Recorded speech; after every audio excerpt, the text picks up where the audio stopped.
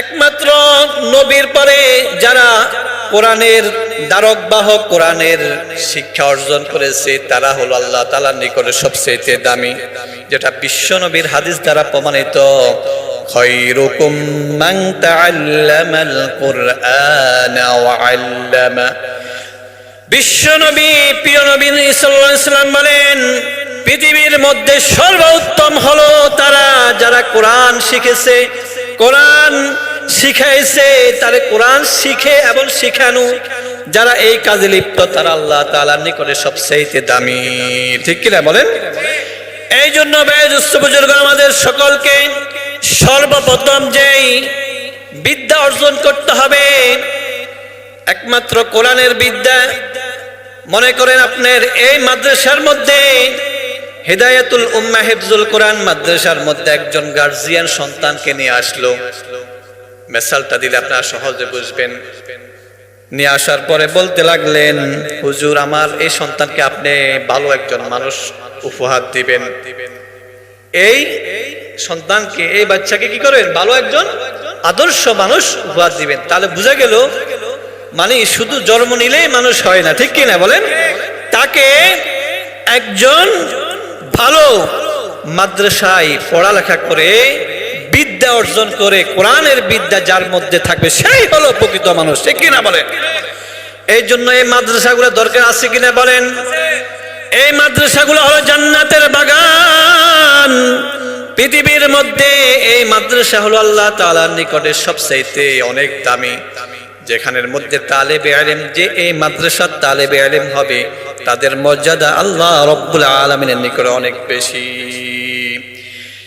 বিশ্ব নবী সাল্লাল্লাহু আলাইহি ওয়াসাল্লাম বলেন, মান সালাকা তরিকান ইয়ালতামিসু ফীহি ইলমান সাহালাল্লাহু লাহু বিহি তরিকান ইলাল জান্নাহ। যে ব্যক্তি ইলম শিখার জন্য কোন রাস্তা অবলম্বন করবে, কোন মাদ্রাসায় ভর্তি হবে, আল্লাহ রাব্বুল আলামিন তার জন্য জান্নাতের রাস্তাকে সহজ করে দিবেন। বলেন সুবহানাল্লাহ। যে ব্যক্তি দ্বীনি ইলম শিক্ষা করার জন্য হিদায়াতুল উম্মাহ হিফজুল কোরআন মাদ্রাসায় নিজের সন্তানকে দিয়ে কি করবে বলেন?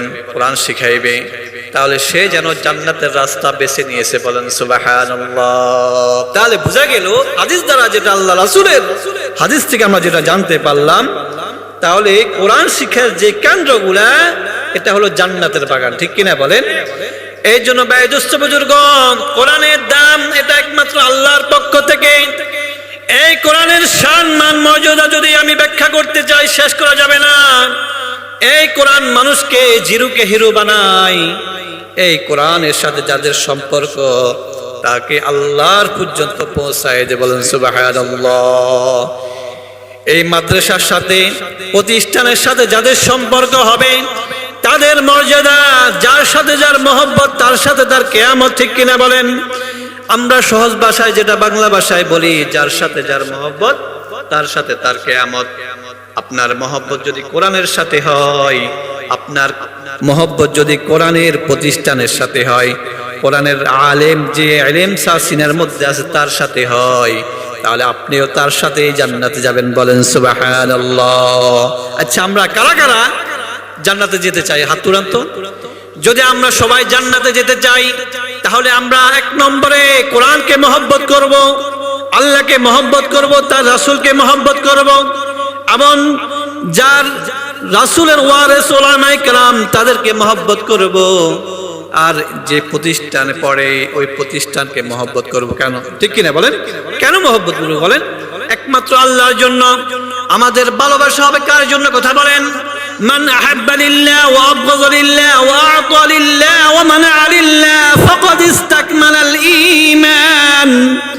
যে ব্যক্তি আল্লাহর জন্য কোন ব্যক্তিকে মহব্বত করলো এবং আল্লাহর জন্য মহব্বত থেকে জুদা হলো, ওয়া আ'তা লিল্লাহ, আল্লাহর জন্য, আল্লাহর এরকম ভাবে দ্বীনি প্রতিষ্ঠান, মসজিদ, মাদ্রাসা, এরকম মাহফিলের মধ্যে দান করলো, ওয়া মানা'a লিল্লাহ, এমনকি মাজার, বিভিন্ন রকম নাজায়েজ পন্থা কাজ থেকে, দান করা থেকে বিরত থাকলো, ফাকাদ ইসতাকমালাল ঈমান, সেই ব্যক্তি প্রকৃত ঈমানদার। ঠিক কিনা বলেন? এটা কার কথা বলেন? বিশ্বনবীজি বলেছেন এই জন্য আমাদের ভালোবাসা হবে একমাত্র কার জন্য? কথা বলেন। আমরা একমাত্র আল্লাহর জন্য একে অপরকে মহব্বত করব। আমাদের ভালোবাসা যদি আল্লাহর জন্য হয়, আল্লাহ রাসূলের জন্য হয়, এই ভালোবাসা তাকে জান্নাতে পৌঁছায় দিবে। বলেন সুবহানাল্লাহ। এই কোরআনের মর্যাদা কত বেশি, যেটা আল্লাহ রাসূলের অসংখ্য অগণিত হাদিস থেকে বোঝা যায়। আমি যে একটা হাদিস পড়েছি, আল কোরআনু হুজ্জাতুল লাকা ওয়া আলাইক, এটা হলো তিরমিজি শরীফের 3517 নম্বর হাদিসে বিশ্ব নবী মায়ের নবী রাহমাতুল লিল আলামিন বলেন, আল কোরআনু হুজ্জাতুল লাকা ওয়া আলাইক, কোরআন তোমার জন্য, তোমার পক্ষে দলিল হবে।